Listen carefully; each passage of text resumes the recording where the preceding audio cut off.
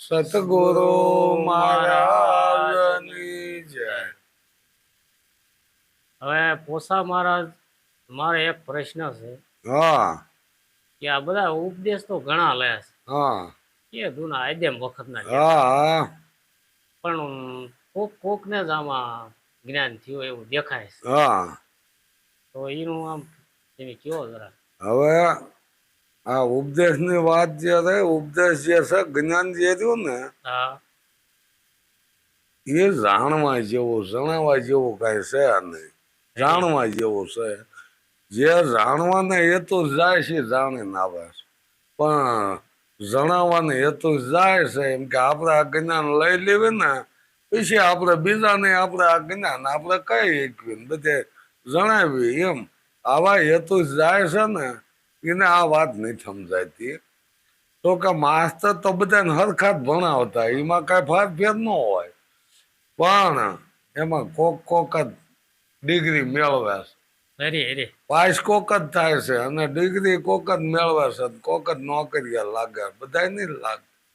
એના એ માસ્તર તો માસ્તર જ હોય, પણ એ માસ્તર નો ભણાવેલો મોટો કલેક્ટર થઈને બેઠા હોય, કલેક્ટર થાય જ્યાં હોય એથી મોટા થઈ ગયા હોય, પણ મૂળ માસ્તર તો એની સ્થિતિમાં હોય એ જ માસ્તર કહેવાય. એમ ગુરુ પદ જે છે ને એ પદ છે, એમાં કાંઈ ફેરફાર ન થાય. ગમે એટલે આવે તો એ સમાવેશ કરી લે, પણ જેને સમાવવું હોય એને ને મટવું હોય એને ને અત્યારે ખાવામાં વધુ છે કે કઈક થઈ જવું છે. એટલે આવા હેતુ જે પોતાના હવારત લઈને જાય છે એને આ જ્ઞાનનો ઉગાવો નથી થતો.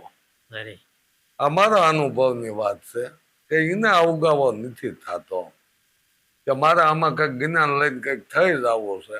તો આ જ્ઞાન આપણું એવું છે, અદ્વૈત જ્ઞાન, આમાં એકની વાત છે પોતાને સહી થઈ જવાની વાત આવે કે પોતાનું લય થઈ જવાનું. આમાં સદગુરુ તો છે સત્યમ લય થવાની વાત કરી છે, એટલે સમજવા જેવું તો છે, પણ સમજાવવા જેવું કાંઈ નથી. અને જો સમજાવવા જેવું હોત ને તો એ બધાને સમજાવી દે, પણ મારે સમજવું છે કે નથી સમજવું એ તો મારા પાસે છે ને. બધાને રસ્તો ગુરુ મહારાજ એક જ બતાવી દે કે આ છે, પણ મારે જ નહીં સમજવું તેમાં ગુરુનો શું વાંક. નથી કહેતા કે રામ નામ કા નાવડા માય બે જો રાખ, એમાં અધવસળા ઉતરી જાય ગુરુનો શું વાંક. એટલે વસ્તુ આમ થાય છે, અમુક ને અઘરું પડ્યું નથી. આપણે વાણીમાં કીધું ભક્તિ કેરો મારા ઘરે કે ફૂલ કેરી પાંખડી એને બહુ હેલું પડ્યું. એક વળે એમ કીધું કાંટાથી ભરેલો મારે કાંટાથી ભરેલો, ભક્તિ કેરો મારે કાંટાથી ભરેલો.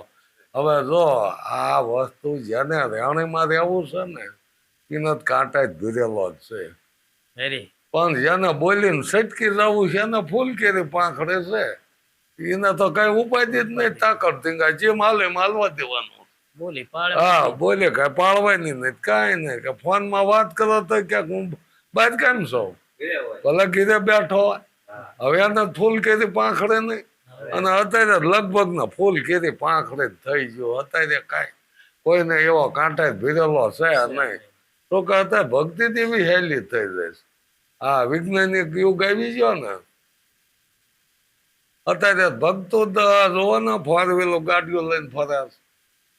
હવે પેલા ભક્તો ને બિચારાને ક્યાંક ખાવા દાણા નતા, આવા જમાના હતા. એટલે એને તો કાંટા જ ભીરેલો જ દેખાય ને.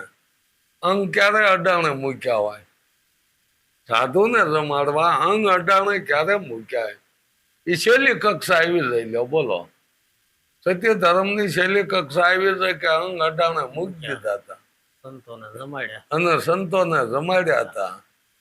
આમાં તો કોઈ બીજો અર્થ કાઢી શકે એવું નથી કે એની રેણી પાળવા જાય હતા, પણ નથી કહેતા કે કોઈને એમાં પદ જવા ન દે, પણ હાસના પાયે ઉભું રહેવું હોય એને. બાકી તો પોતે વહી જાય છે ને બધું વ્યુ જાય. આ તો બાપુ થઈને ફરતા ગાડીઓ લઈને, 5 વર્ષ થાય તો કે ભાઈ એ તો બાપુ જેલમાં લ્યો. હવે આ તો કઈ રીત નથી એમ. જેલમાં ભલે દાસી જીવણે જ્યાતા નથી મહેતા જ્યાતા પણ એ ટકી નથી કે જેલમાં તા તો એને ઉગાડી લીધા હતા એમ. જે હાસના પાયે ઉભા છે ને સવારામ નહીં જેલમાં પૂર્યા. અરે ભક્તો જેલમાં જ્યાં પણ ટકી નથી ક્યાંય. ત્યાં તો એને બહાર કાઢવા જ પડે એમ. જે એનો પોકાર જે સહી સાંભળે જ જાય છે. સત વસ્તુ દેખી એવી વસ્તુ બહુ સમજવા જેવી છે. પણ મોળ્યા એક ક્યારે થાય કે પોતે જ મટી જાય તો ગુરુ ને શિષ્ય એક થાય ને. ગુરુ તો રહેવાના જ. તો મટવું શિષ્ય ને મટવું જોવે. તો કે દરેક વાતમાં એ કીધું છે કે દીજો અમરાપુરમાં વાસ, દીજો સંત શરણમાં વાસ. શરણ એટલે એને આધીન થવું, એમાં ભળે જવું. તો અત્યારે થોડુંક ફેરફાર કરી નાખ્યો, ચરણ કરી નાખ્યા. ચરણ કર્યા એટલે પછી ચરણની પૂજા કરવાની આવી, શરણામત લેવાનું આવ્યું એટલે શરણનું ચરણ કરી નાખ્યું. મળતા એક અક્ષર જ ફેરવવાનું, એમાં કાંઈ ફેરવવાનું નથી. આગલા સંતોએ જે વાત કરી છે એમાં કોઈ એવા પુરાવા નથી કે અંગોઠા ધોઈ ધોઈને પાણી પીતા. અંગોઠાનું માધ્યમ કોઈએ કઈ અહીંયા મૂક્યું નહીં, પગ ધોઈને પીધા હતા પાણી. તે એવું ક્યાંક બની ગયું હોય એટલા પુરાવા મળે આપણને કે ભાઈ આ એ સંતોના પગ ધોઈને પીધા હતા પાણી. આ એવા પુરાવા કઈક મળે. કોઈ અંગોઠો ધોઈને કાયમ પાણી પીવું જોઈએ તો જ જ્ઞાન થાય, તો જ એને વિવેકી કહેવાય એવું નથી. વચન વિવેકી જે નરને નારી પાનબાય બરમાદીર લાગે પાય. હવે વચન વિવેકી કોને કે આપણે જ બોલેલું ને આપણે પાળવાનું, એના વચન વિવેકી કીધા છે. હવે આમાં કઈ પગ ધોવો તો જ વિવેક કહેવાય, દક્ષિણા દો તો જ વિવેક કહેવાય. આ સંતોને એવા આદરમાન દેવા જોવે આપણે કે આપણા આંગણે ક્યાંથી હોય આદરમાન દેવો. સેવામાં એનું શું જમવાનું, ભાઈ એને નાવા ધોવાની વ્યવસ્થા તમે કરી દો. આ સેવા કરવાની હોય. આદર ભાવ આપો. અને એને તો લોકો હું જ સંત એને કહું છું જેને માન અપમાન ની નીચ પડે. જબુભાઈએ સીધું કીધું કે માન મૂકીને મંડપ માણ્યા અને ગુરુજીના બોલ્યા બંધાણા. દાસી જબુ કે એને વેદે વખાણ્યા છે. આ ગાડીઓ વાળાને કોઈને વખાણ્યા નહીં, ક્યાંય નામે નહીં રહેતું એનું. પણ આ નરસૈયો કે જોવાના હવે કોઈ આપણો હગવો નહીં કાંઈ નહીં તો યાદ કરવી છે. મીરાબાઈ ને યાદ કરવી છે. હવે એ વખતમાં તમે જોવો એ રોહિદાસ ને ગુરુ કર્યા એની માથે શું થઈ છે. એ વખતનો સમય જ અલગ હોય. હા અત્યારે સંવિધાન આવ્યું છે. એ વખતે ક્યાં સંવિધાન, અત્યારે આ સંવિધાન આવ્યું. એ વખતે તો બહુ આપરસેટ હતી. એની માથે શું થઈ છે. પણ છતાંય નથી કહેતા કે વિપત પડે તો બંદગી નો છોડે.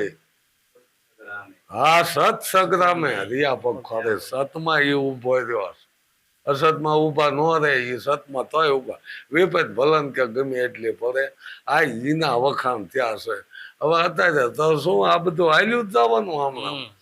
અત્યારે શું પૈસાનો ફુગાવો પેલો દી. અત્યારે સમય એવો છે પૈસાનો ફુગાવો છે.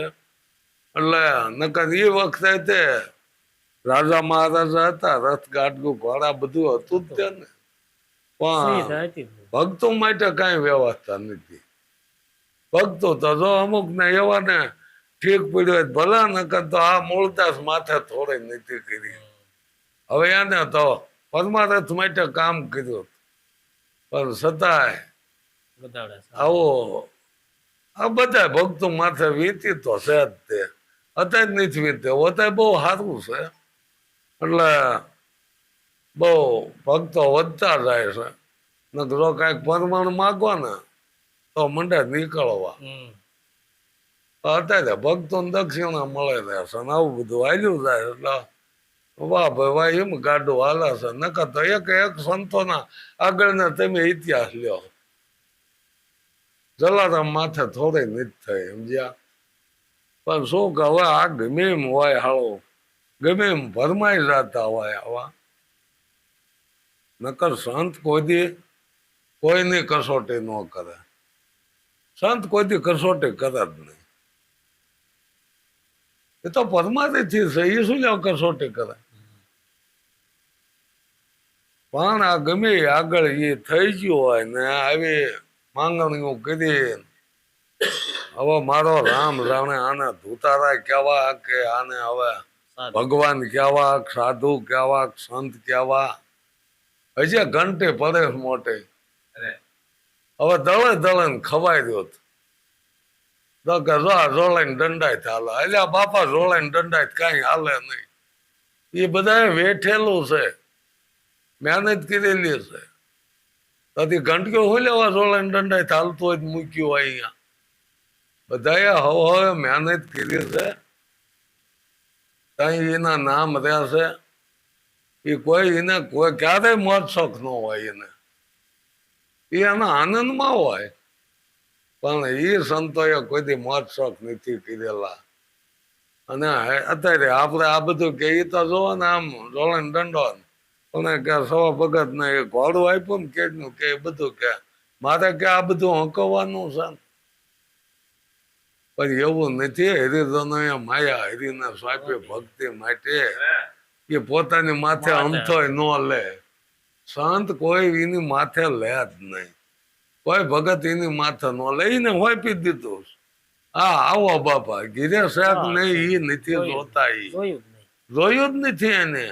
આપણે રાજુ ક્યાં હુદામરામ દરબાર હતા, રેંકડી આંકતા, એ બાસકા પુગાડતા દુકાને બસ સ્ટાન્ડેથી, અને એક આંતરીઓ તા ઉતારતા. ત્યાં જાય એટલે એક આંતરીઓ તા ઉતરી જાય. દવાખાને નથી ઉતરતો. પછી કોઈ કે પૂછ્યું એમને દરબારમાં ઠેકડી બહુ કરે કે આ તમે વિયા જઈશો અમને મંતર દેતા જાવ તો આ બે જાવ હાલો હું તમને કે મંતર આપું. કે શું સાનો મંતર? કે જો અમારા ઘરના રહ્યા અમે આ રેકડી ખેવીને અમારું ગુજરાત કહીશ, પણ અમે જમવા બેઠા ને કદાચ 5 જણા આવી જ ગયા હોય અને અમારું મન જો ન સોરાતું હોય તો આ તા વિયો જાય છે. આનો મંતર કે તો દગરો. હવે પોતાનું જ ગુજરાત માંડ માંડ હાલતું હોય. હવે પાછું તૈયાર થઈ ગયું હોય રસોઈ, જમવા બેઠો ને 5 જણા આવી જાય તો 2 માંથી એક મન ન સોરાય તો કે તા ઉતરી જાય. હવે બાપા મંતર આવા છે અઘરા, કઈ બોલ નથી. રાણીના મંતર છે આ બધા. આ કોઈ ભાદલું નથી હેલું તો એમ થઈ જતું. કઈ અઘરું પડે છે. આ મજૂરી કરીને જમાડવાના. હા કોઈ કારખાના, કોઈ ભક્તોને એ વખતે કારખાના નથી હાલતા. પછી કે આખા રોજે ઉતરે, રોજે ક્યાંથી ઉતરે બાપા, મહેનત પડતી. પણ એને જે કઈ હતું એ ઈશ્વરને વાંપી દીધું. એટલે એમ એ વિશ્વાસ વાણી એમ હાલે. બાકી મહેનત તો કરવી જ જોવે ગમે એને. કબીર સાહેબ એવા જ્ઞાની હતા તો એને વણવાનું કામ ચાલુ જ હતું. એમાં કોઈ બેન ન રહી. તો કે પોતાને ખાવું જોવે છે. એટલે આને ભક્તું કહેવાય. પોતાની મહેનતનું ખાતા હોય એને ભક્તું કહેવાય. બાપા જ્ઞાન દેવા મંડી ગયા. જ્ઞાન કેટલાને લાગે સાથ જે મેન વાત કરી કે આ બોધ તો ઘણા લઈ લે, પણ બધાને આ જ્ઞાન કેમ નથી લાગતું? અનુભવ નથી કરતા. અને હવારે ગાડે રહ્યો પરવા એક જગ્યાએ ટોળું ભેગો થાય એટલે અહીંયા વધુ કે અહીંયા બહુ સારું જ્ઞાન ને જ્ઞાન સારું મળો ન હોય બાપા. આદિવાસ જ્ઞાન એક જ છે. તમે ગમે ત્યાં જાઓ. આ સંપ્રદાય કેડે થયા છે. કબીર સંપ્રદાય, નિરાય સંપ્રદાય, વ્યક્તિ હતા એના સંપ્રદાય કર્યા. એટલે હો ના શું કે વાળો થાય ને ત્યાં વાળો થાય એનો કે ભાઈ આ ઉગમ ફળ છે, આ કબીર સંપ્રદાયના, આ નિરાજ સંપ્રદાયના આવા વાળા કરી નાખ્યા. નકા આ જ્ઞાનને ગમે ચાલાયથી સમજીએ, સમજવું હોય એને.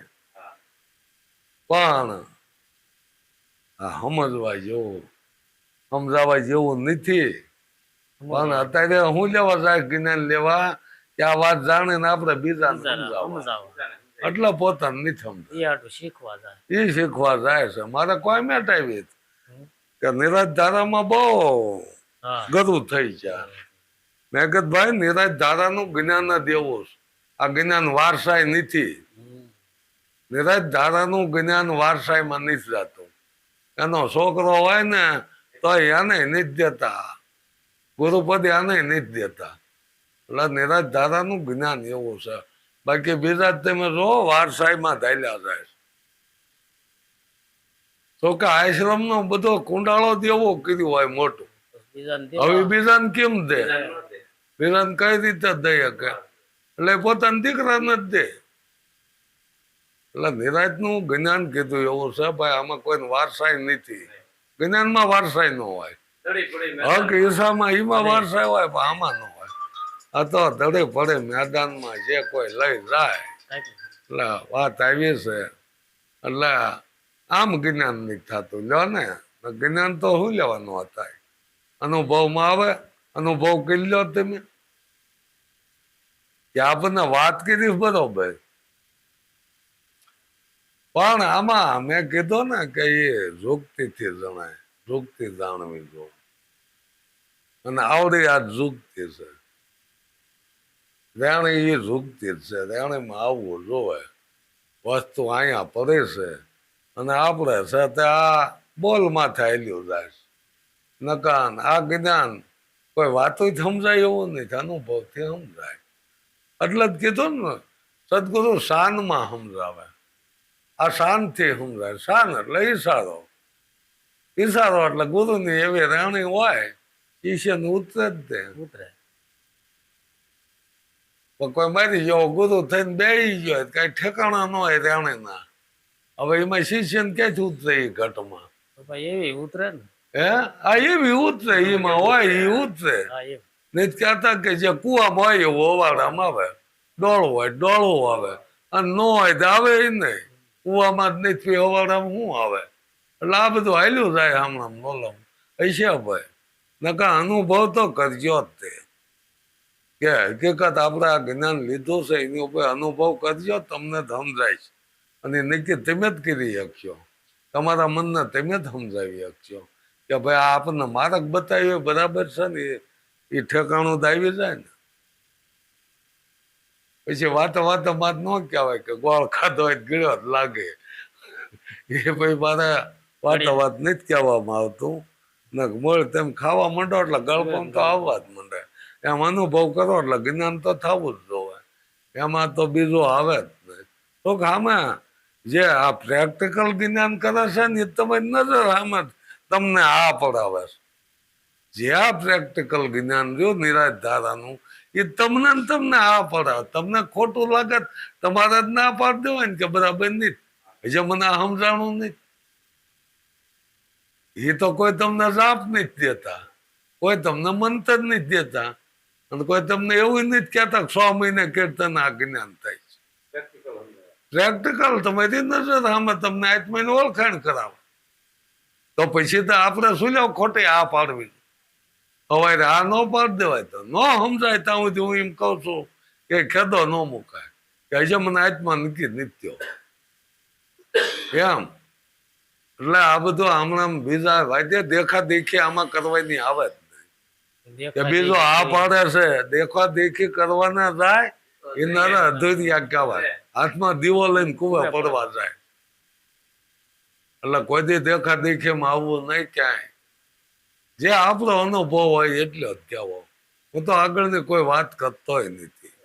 જે મને કાંઈ અનુભવ છે એ આ મારો અનુભવની હું વાત કરું છું. બીજાને જે નક્કી થયું હોય. સદગુરુ મહારાજ